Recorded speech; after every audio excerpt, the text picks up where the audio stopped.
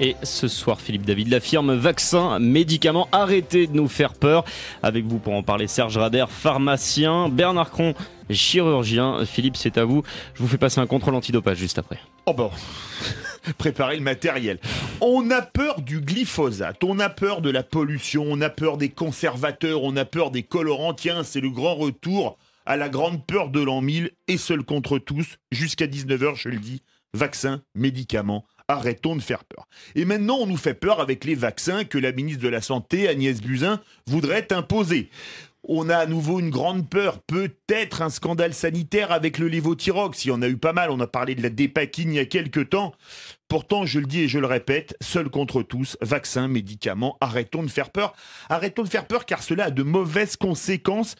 Une étude qui a été faite dans 67 pays par le Collège impérial de Londres et plusieurs équipes françaises a montré il y a pile un an que les Français sont les plus réfractaires aux vaccins puisque 41% des sondés les jugent peu sûrs, tandis que 17% tout doute, je vais y arriver. Vous bavez un petit peu là.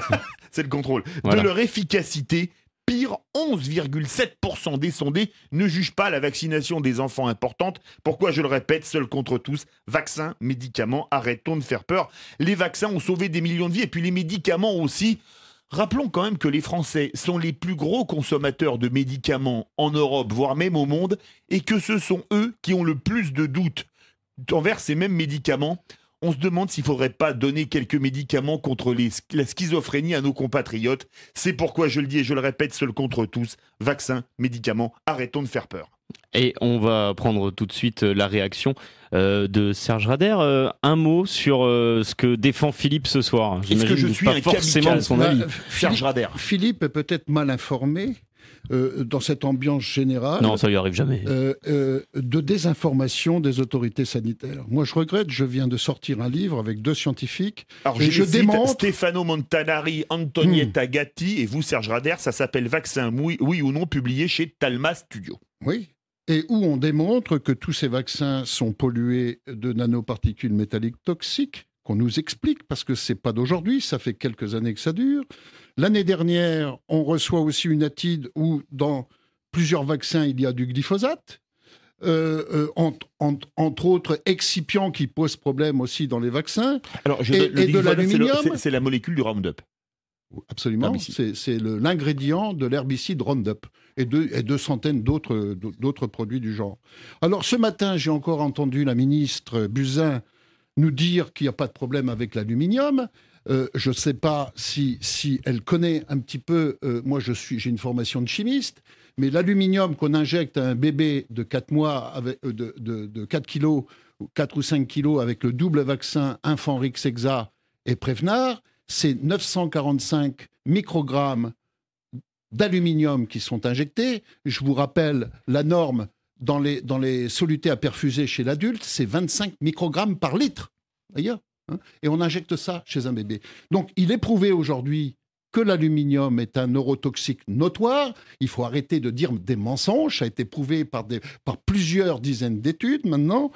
Elle a annoncé ce matin qu'il ne fallait pas trop écouter des gens comme le professeur Philippe Even.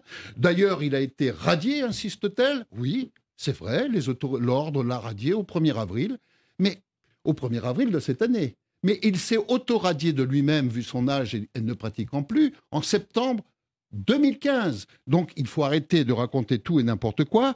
Elle a dit aussi qu'en Italie, on avait revacciné. Il n'y a pas d'épidémie. Par contre, il y a une organisation qui s'est mise en place à Washington en février 2014, qui s'appelle le GHSA,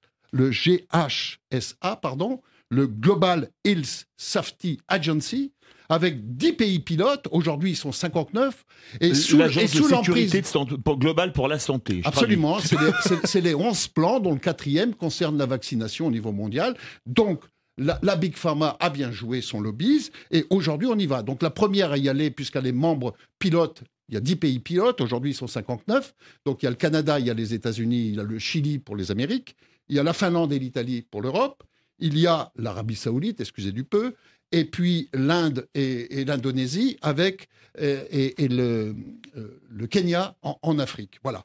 Et donc on vous lance. Donc L'Italie a été la première, nous suivons, et elle répète encore, mais alors des inepties sur la rougeole, où je peux expliquer parfaitement pourquoi il y a des flambées de rougeole. On va en parler. Je vais faire réagir Bernard Cros avant d'aller au 0826 300 300. Bernard Cros, vous n'êtes pas pharmacien, contrairement à Serge Rader, mais vous êtes chirurgien. Vous avez écrit notamment « Chirurgie chronique d'une mort programmée, serons-nous soyez demain » publié chez l'Harmattan. Vous n'êtes pas d'accord avec moi quand je dis vaccins, médicaments. On va parler des médicaments aussi, il n'y a pas que les vaccins. On parle beaucoup du lévothyrox ces derniers temps. Arrêtons de faire peur. Philippe, je connais votre côté un peu provocant. Vous dites arrêtons de faire peur, c'est justement pour qu'on explique pourquoi on peut avoir peur. Et je partage un certain nombre de choses qui ont été dites par Serge, que je salue parce que c'est un très fin connaisseur de la situation. Merci, et je me suis mis sur l'étude des vaccins depuis que Bachelot a imposé le H1N1 avec 94 millions de doses commandées, alors qu'on n'en a utilisé que 5 millions, et on a commencé à parler, comme c'était le cas avec l'hépatite B, de la sclérose en plaques, des maladies neuro-immunes. J'ai donc lu à peu près tout ce qui existe et ce qui est publié. Je peux vous dire qu'il y en a des milliers de pages. Rien que Glaxo Evans a publié 1200 pages sur les complications des vaccins. J'ai donc téléphoné à un homme éminemment connu des spécialistes, mais qui n'est pas connu du grand public, qui est le professeur Germain Gherardi, qui a démontré la myofascite à macrophages sur les zones d'injection à cause de l'aluminium. Excusez, Bernard Cros, qu'est-ce que la myofascite à macrophages? Parce que pour le commun des mortels, c'est un peu compliqué. Très bonne question. Alors, quand on injecte un vaccin, il y a une réaction locale et une cellule de défense de l'organisme qui s'appelle le macrophage, phagocyte, c'est-à-dire avale la substance, et chez la plupart des gens, cette substance est éliminée progressivement. Et le professeur Germain Gherardi au téléphone, qui a lancé cette recherche et cette étude, est en train de continuer des recherches, pour l'instant sur la souris, mais l'INSERM ne lui a pas donné un budget suffisant pour poursuivre ses recherches. Et pour cause.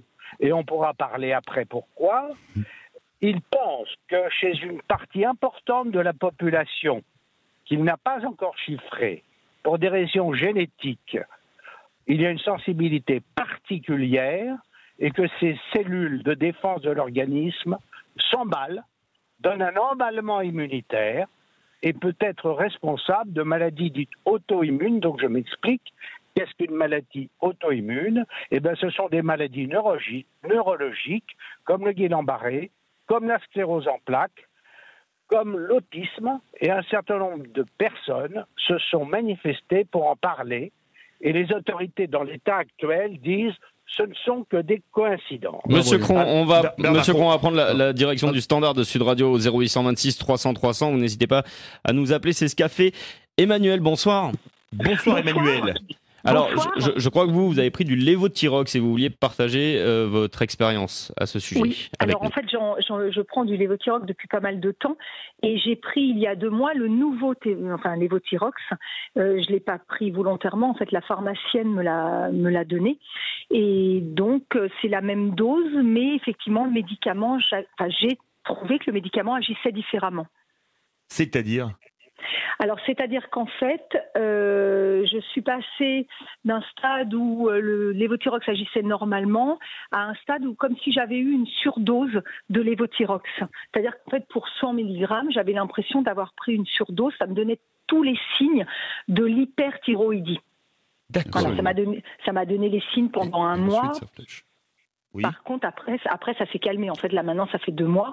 Et du coup, j'ai plus aucun symptôme. Mais c'est à la prise du nouveau médicament. Et on vous a... Donc, c'était... Oui, pardon. Et on vous a prescrit... Alors, on a entendu Agnès Buzyn qui a dit qu'on allait revenir au lévothyrox ancienne formule. Oui. Vous êtes peut-être d'autres personnes que vous connaissez. Vous avez été la seule personne parmi vos connaissances qui a été victime de ce problème avec le lévothyrox ? En fait, je crois que j'ai connu d'autres personnes. Ça n'a pas été la même chose pour tout le monde, mais moi, je l'ai pris vraiment quand c'est sorti, quand il y a eu le nouvel emballage, le nouveau lévothyrox. Et du coup, ça a été avant les vacances. Et en parlant avec ma pharmacienne, effectivement, ma pharmacienne m'a dit qu'il y avait d'autres cas, d'autres personnes qui s'étaient plaintes. Et Emmanuel, vous êtes sous lévothyrox depuis combien de temps ? Depuis 17 ans. Depuis 17 ans. Restez avec nous, Emmanuel, on va faire réagir nos invités. Serge Rader, vous êtes pharmacien. Vous entendez Emmanuel, vous avez dû déjà en tant que pharmacien donner du lévothyrox à des patientes et à des patients.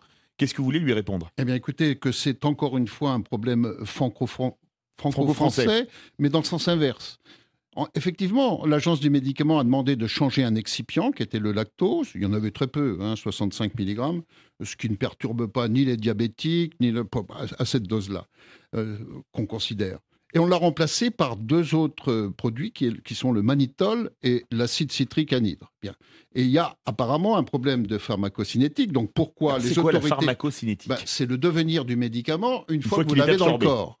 D'accord. Par exemple, pour les vaccins, aucune étude de pharmacocinétique ne sont effectuées avant le lancement. Ce qui fait que le vaccin, une fois qu'il est dehors, il est lancé. On ne revient plus dessus. D'accord. C'est quand même hallucinant. D'accord.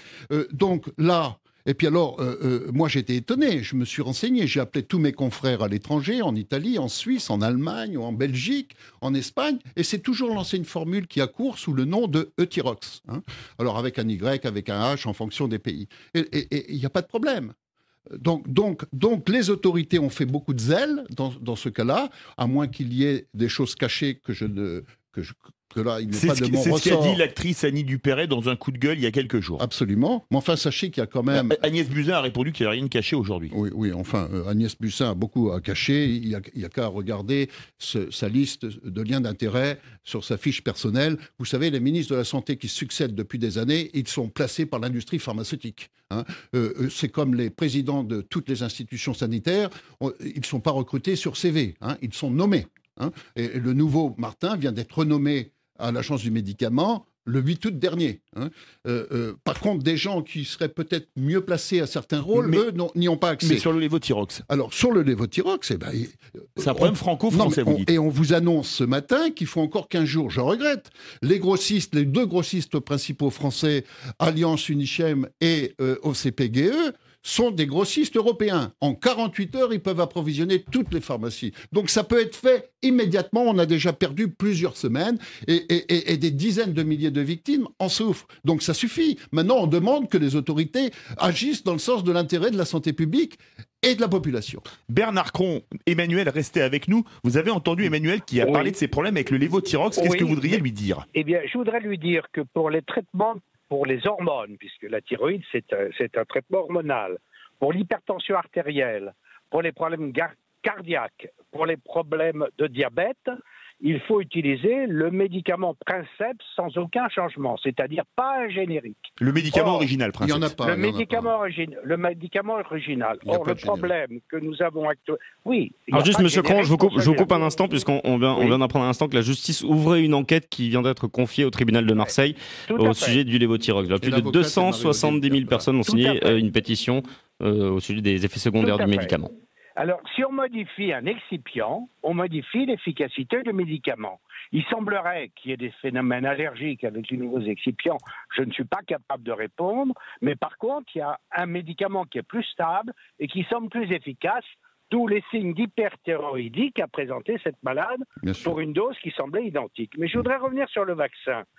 On avait le DT polio sans aluminium qui était pour l'instant supprimé du commerce car ils ont arrêté les chaînes de fabrication. Et le scandale sanitaire ne sort pas pour une raison simple, c'est que le laboratoire Pasteur qui fabriquait le DT polio sans aluminium a fusionné avec Mérieux. Le DT polio sans aluminium était vendu aux alentours de 7 €. 6,54 le dernier. Voilà.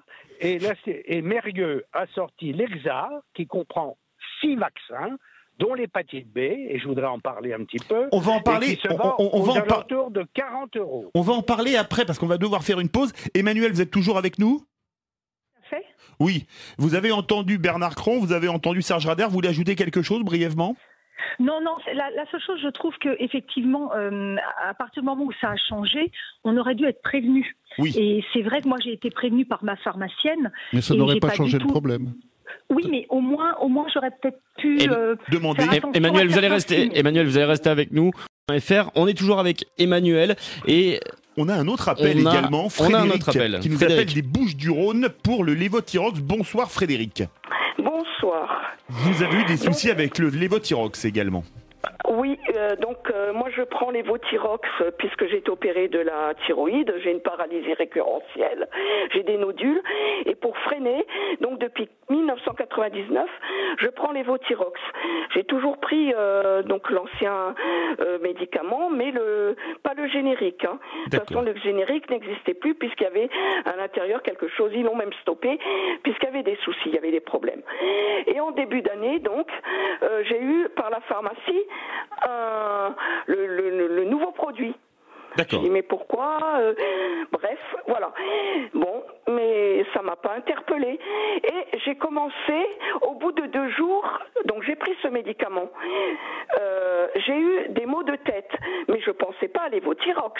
Vous pensez à autre chose? J'ai dit, oh là là, il faut que j'aille voir j'ai des problèmes avec ma vue. Et comme je porte des lunettes, et puis j'ai fait faire des verres, etc. Mais mes maux de tête étaient toujours là. Ah. Bon, c'est tout. Après, et puis j'ai eu également, j'ai eu un cancer du côlon, donc mon transit est beaucoup plus rapide puisque j'ai 60 cm de moins. Mais je m'inquiète parce que je dis, mince, j'ai des diarrhées vraiment fréquentes. Et j'ai vu sur Facebook des choses passer, ma fille qui m'appelle maman, t'as vu sur les Votirox? J'ai dit quoi? Qu'est-ce qu'il y a avec les Votirox? Donc j'ignorais. Et elle me met le lien et tout ça. Et je fais, d'accord, maintenant je comprends mes problèmes. Alors justement, Frédéric, je vais faire réagir nos invités. On a toujours Emmanuel qui est en ligne. Serge Rader, vous êtes pharmacien, auteur du livre Vaccin oui ou non, publié chez Talma Studio. Vous avez entendu Frédéric qui décrit des maux de tête. Absolument. Alors, des diarrhées qui sont peut-être dues à autre chose, comme Frédéric a eu un cancer du côlon. Qu'est-ce que vous voulez lui répondre? En plus, il y a un problème. Il y a eu un Levothyrox nouvelle formule uniquement pour la France. Absolument. Alors, les autorités, j'ai cherché à savoir pourquoi. Alors, on nous annonce, mais ils ne sont pas crédibles, des problèmes de stabilité du produit. Il n'est pas stable en France, mais il est stable en Espagne, aux Pays-Bas, en Italie et en Angleterre. Absolument. Et en plus, problème de stabilité incompréhensible, puisque la date de péremption du produit était de 3 ans. Oui. D'accord. Donc s'il était instable, on aurait au moins réduit la date de péremption. Donc ça ne tient pas la route. Et pour la dame, enfin, les signes sont... On a rencontré... Les victimes se sont réunies vendredi dernier sur la place Briand à côté de l'Assemblée nationale. J'en ai discuté avec eux. C'est tous les mêmes symptômes. En fait, c'est un problème de pharmacologie. Absolument. Ce sont les symptômes d'une hyperthyroïdie qui chute très vite. Et après, vous avez les symptômes de l'hypothyroïdie. Donc, tous les problèmes que l'on rencontre, on va pas, et qui sont un tableau quand même très, très pénible pour les malades. Donc voilà, c'est tout ce qu'on peut dire. On a décidé et on a autorisé surtout sans faire les études ad hoc. Parce que les études sont faites par les laboratoires, on remet la copie qui sont un peu légèrement jugés partis quand même. Et puis, comme systématiquement. Bernard Cron, vous qui êtes chirurgien, auteur de Chirurgie chronique, des chroniques d'une mort programmée serons-nous soyez demain, publié chez l'Harmattan. Après Emmanuel, vous avez entendu Frédéric qui nous appelle des Bouches-du-Rhône qui dit j'ai eu des maux de tête, ensuite des diarrhées. Pourquoi? Alors, est-ce que vous avez entendu parler de ces symptômes et pourquoi est-ce qu'on a fait un Levothyrox seulement pour la France? Philippe, le problème va se régler. Par contre, le problème du vaccin est loin d'être réglé car on va vacciner à partir du 1er janvier 800 000 bébés par an. Mais c'est pas encore fait. C'est pas encore fait. On n'a pas encore discuté. Parce que là, pour la presse, c'est déjà fait. Non, on va écouter la réponse de M. Cron. Donc, ce que je voulais dire à cette grande dame qui est notre ministre de la Santé et qui admire Simone Veil, qui est une de ses références, c'est que Simone Veil, quand quelque chose n'allait pas, elle savait dire non. Absolument. Or, Agnès Buzyn a repris le dossier de Touraine, car c'est Touraine qui voulait rendre ces 11 vaccins obligatoires. Absolument. Et ces 11 vaccins obligatoires, le professeur Fischer est pour. Il y a un certain nombre de levées de boucliers qui indiquent que ça peut être dangereux. Et si on ne veut pas favoriser les antivax qui vont empêcher d'être vaccinés par des vaccins qui peuvent être utiles ou indispensables, il est absolument fondamental que l'INSERM dégage les budgets, puisque le professeur Lévy est le mari d'Agnès Buzyn, et que Arnold Munich est un éminent professeur qui connaît bien les problèmes de génétique, c'est qu'on aide Germain Gherardi à faire une recherche et qu'en attendant, on fasse un moratoire sur ces 11 vaccins. Absolument. Car il faut savoir que la France, avec l'Italie, sont les 2 seuls pays d'Europe qui rendent obligatoire. Les autres vont suivre. Et les autres risquent de suivre, tout à fait, Serge. Alors, j'ai regardé un petit peu la législation. Le Conseil d'État est pour, car la prophylaxie va dans le sens de la législation. Mais si on injecte des substances dangereuses, au nom du principe de précaution, j'ai saisi le Conseil de l'Ordre, le spécialiste qui s'occupe de ce dossier que j'ai eu au téléphone. On doit se rappeler la semaine prochaine. Au nom du principe de précaution, il est hors de question... Allô ? Oui, on vous entend très bien, Bernard Cron. Ah d'accord. Il est hors de question d'injecter des substances qui pourraient être dangereuses. Il faut donc affiner ce problème-là, remettre sur le marché le DT polio au phosphate de calcium, qui est la formule Pasteur. Et je voudrais parler de 3 vaccins qui peuvent faire l'objet de scandales. On a parlé de l'hépatite B. Il est évident que l'hépatite B, chez un enfant de moins de 15 ans, le risque de l'attraper est quasi nul. Alors je coupe parce que c'est transmission sexuelle et sanguine. Donc théoriquement, un enfant de 3 ans n'a pas de rapport sexuel et théoriquement les transfusions sanguines sont vérifiées. 2 mois là. Oui, enfin 2 mois en raison de plus. Informé. En ce qui concerne les méningites, il y a eu quelques petites épidémies en France. Il y en a une à Grenoble, c'était un retour de la Mecque, ça a été importé. Et quant aux différents bacilles de la méningite, il y a 3 grands groupes. Et rien que pour le méningite, le méningocoque, il y a 50 souches. Donc ce vaccin contre la méningite, on a soulevé des problèmes de complications, puisqu'il y a de l'aluminium. On en a retiré un même.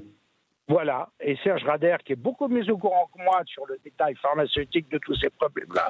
Moi, je dis simplement, en tant qu'un chirurgien qui s'informe sur l'état de santé publique et qui, depuis des années, travaille, depuis que je n'opère plus, sur la santé publique, puisque j'ai écrit ce livre sur comment serons-nous soignés demain, il faut savoir que la France est passée du 1er rang au 14e rang et que c'est l'administration qui décide comment on fait des études de médecine, comment on soigne les gens. Justement, Bernard Cron, on en a l'illustration avec... On va donner la parole à Serge Rader, mais on a un témoignage à nouveau. Et on a l'illustration de ce qu'est en train de nous expliquer Monsieur Cron par l'exemple avec un commentaire d'une auditrice, Béatrice, qui nous dit qu'elle est allée acheter du lévothyrox en Espagne et elle n'a plus de problème depuis, car avec 20 années de lévothyrox français, elle avait maux de tête, vomissements, etc. Donc le problème est bien franco-français. On va revenir sur les vaccins. Vous avez un problème avec le ROR, je crois. Non, mais tous les vaccins, on a fait les microscopes électroniques, on ne peut pas se tromper dessus. Vous verrez dans le livre, il y a des courbes des produits, de la classification de tous les produits chimiques et des métaux qu'il y a dedans. On a analysé 32, on en est à près de 40 aujourd'hui, ils sont tous contaminés. D'accord ? Donc l'État a le devoir, l'homme politique a le devoir de s'occuper de la santé et de faire une enquête fouillée. Et il y a des spécialistes pour ça et ils doivent être entendus. Il n'y a pas d'épidémie pour la méningite. Il n'y a que des cas sporadiques. Donc il faut arrêter de dire tout. On a vacciné à Dijon. Enfin, on n'a pas le temps là pour déballer la chose, mais ça peut faire l'objet. Je voudrais quand même signaler que en haut lieu, ils doivent être au courant de tous ces problèmes concernant les vaccins. Parce que moi, j'ai 40 ans de métier, eh bien, je n'ai pas vu des manques fabrication comme actuellement. Il manque 12 vaccins dans nos officines. Mais il n'y a pas eu un problème. Il n'y a plus un vaccin de l'hépatite B. Il n'y a pas eu un problème sur le ROR. Sur le ROR, vous savez, c'est le fameux problème avec l'autisme. Absolument. Rougeole. Vous savez, aujourd'hui, on vous dit halte au feu, et la rougeole revient. Quand vous regardez les statistiques, d'ailleurs, j'ai mis des tableaux dans ce livre. Agnès Buzyn a parlé des morts qu'il y a eu de la rougeole en France récemment. Enfin, des 10 morts depuis 2008, d'accord, 7 étaient immunodéprimés et les 3 autres, on ne sait pas ce qu'ils avaient. À Milan, il y en a eu un. Ben oui, mais il avait une leucémie en phase terminale. Alors, entre mourir avec la rougeole et mourir de rougeole, il y a 2. Donc, il y a beaucoup d'intox. Pourquoi ? Parce que actuellement, et le juge ex-président de la Cour suprême de cassation italien l'a bien dit, c'est un pot de vin tolérer faire à l'industrie pharmaceutique. D'ailleurs, il appelle en Italie à la désobéissance civique. Vous vous rendez compte? Le personnage le plus important de l'État au niveau de la justice, après le ministre de la Justice, appelle à la désobéissance civique pour l'obligation vaccinale qui a été de 12 au départ. Et vous savez qu'en Italie, il y a tous les jours des manifestations dans les rues par milliers. À Pessard, où il y avait 40, d'après la préfecture de police, 40 000 manifestants et tout. Et les médias français ne rapportent pas d'informations, comme d'ailleurs en Roumanie, comme en Slovaquie, comme en Pologne, comme en Ukraine, etc. Et en France, statu quo.